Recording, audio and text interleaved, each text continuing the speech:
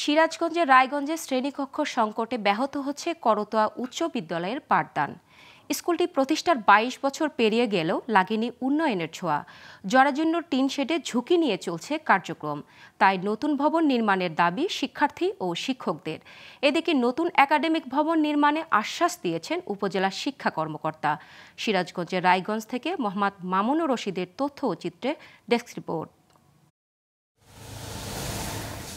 সিরাজগঞ্জের রায়গঞ্জে ২০০২ সালে আদিবাসী অধ্যুষিত প্রত্যন্ত গ্রাম অঞ্চলে প্রতিষ্ঠিত হয় করতোয়া উচ্চ বিদ্যালয়। স্কুলটি প্রতিষ্ঠার পর পেরিয়ে গেছে ২২ বছর, কিন্তু এখনও লাগেনি উন্নয়নের ছোঁয়া।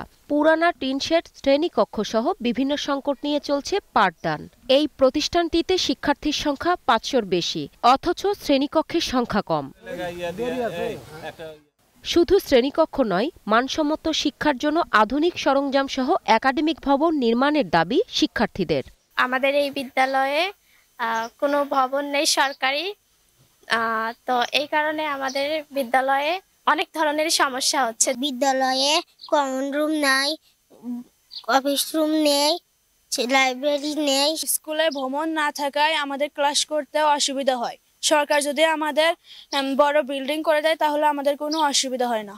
একই দাবি শিক্ষকদেরও। তারাও চান আধুনিক ও মানসম্মত শিক্ষা দেওয়ার জন্য আধুনিক একাডেমিক ভবন। একাডেমিক ভবন নেই, তাছাড়াও আমাদের পাঠদানের জন্য আমাদের যে এখানে যে সব উপকরণগুলো দরকার সেই উপকরণগুলো নেই। শহীদ মিনার নাই, আমাদের ছেলেমেয়ের যে একটা আনন্দ বিন্দু মাঠ ভরাট নাই, মাঠের জায়গা থাকলেও মাঠটা সঠিকভাবে ভরাট নাই। সরকারের কাছে আমার দাবি যে সরকার যেন এই বিদ্যালয়ে একটি বহুতল ভবন নির্মাণের মধ্য দিয়ে এই ছাত্রীদেরকে সঠিক শিক্ষার ব্যবস্থা করে দেয়। এদিকে রায়গঞ্জে ৮টি শিক্ষা প্রতিষ্ঠানের একাডেমিক ভবন নির্মাণের জন্য প্রস্তাবনা পাঠানো হয়েছে বলে জানালেন উপজেলা মাধ্যমিক শিক্ষা কর্মকর্তা।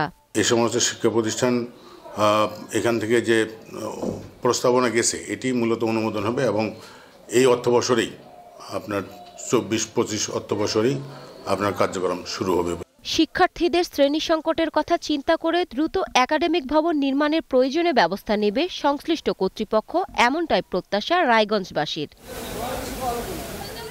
Global television news desk.